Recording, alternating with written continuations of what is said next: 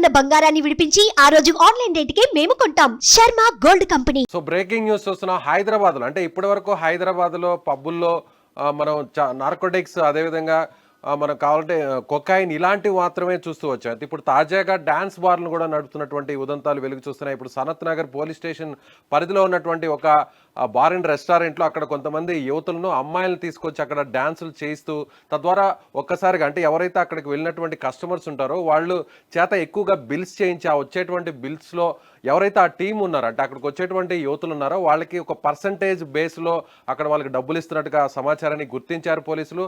వెంటనే ఎస్ఓటి పోలీసులు రంగంలోకి దిగారు. ఎక్కడైతే సనత్ నగర్లో ఉన్నటువంటి ever green bar and restaurant అంటే ఇది బార్ పర్మిషన్తో ఉన్నప్పటికీ దీన్ని పబ్గా పూర్తిగా మార్చేశారు. ఈ పబ్లోనే డిస్కో డ్యాన్సులను వేపిస్తూ అక్కడ ఉన్నటువంటి కొంతమంది యువతులను అంటే అర్ధనగ్నంగా ఆ యువతుల చేత అక్కడ డ్యాన్స్ చేయిస్తున్నారు.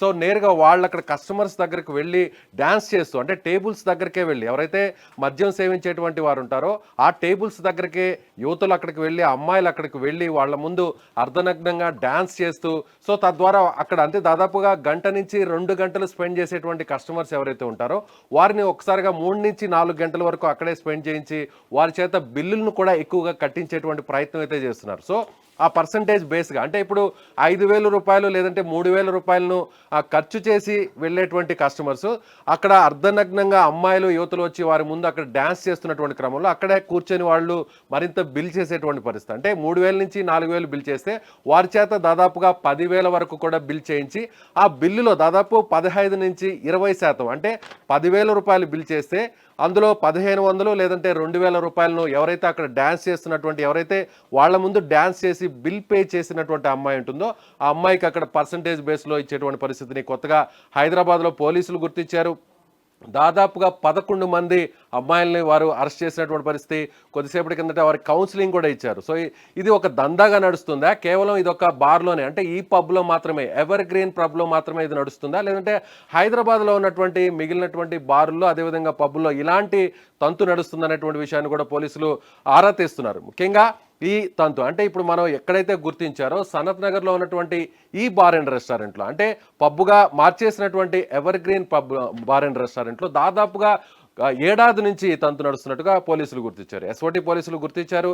కొద్దిసేపటి కిందటే వారికి కౌన్సిలింగ్ ఇచ్చి నేరుగా రిమాండ్కి పంపించేటువంటి ప్రయత్నం చేస్తున్నారు. హైదరాబాద్లో ఇప్పటి వరకు కూడా పబ్బులకు పర్మిషన్ ఉంది. అంటే పబ్బులకు ఎవరైతే వెళ్తారో వెళ్ళినటువంటి కస్టమర్స్ ఎవరైతే ఉంటారో వాళ్ళు అక్కడికి వెళ్ళిన తర్వాత అక్కడ మద్యం సేవించి అక్కడ ఉన్నటువంటి ఆ డీజేస్కి వాటికి అక్కడ డ్యాన్స్ వేస్తూ ఉంటారు. కానీ ఇక్కడ మాత్రం అనుమతి లేనటువంటి డ్యాన్స్ బార్ను నడుపుతున్నారు. అంటే మహానగరాల గతంలో చూడొచ్చు, ముంబాయి, బెంగళూరు ఇలాంటి సిటీల్లో మాత్రమే అప్పట్లో ఇలాంటి డ్యాన్స్ బార్లు ఉండేవి. అంటే లేడీస్ డ్యాన్సులు వేస్తూ టేబుల్స్ దగ్గరికే వస్తారు, అక్కడ మద్యం సేవించేటువంటి వారి దగ్గరికే వస్తారు, వాళ్ళ ముందు అర్ధనగ్నంగా డ్యాన్స్ చేయిస్తూ అక్కడ ఉంటే వారి మీద ఆ డబ్బుల్ని విసురుతూ ఉంటారు. గతంలో మనం సినిమాల్లో చూసాం, అనేక వీడియోస్లో కూడా చూస్తుంటాం.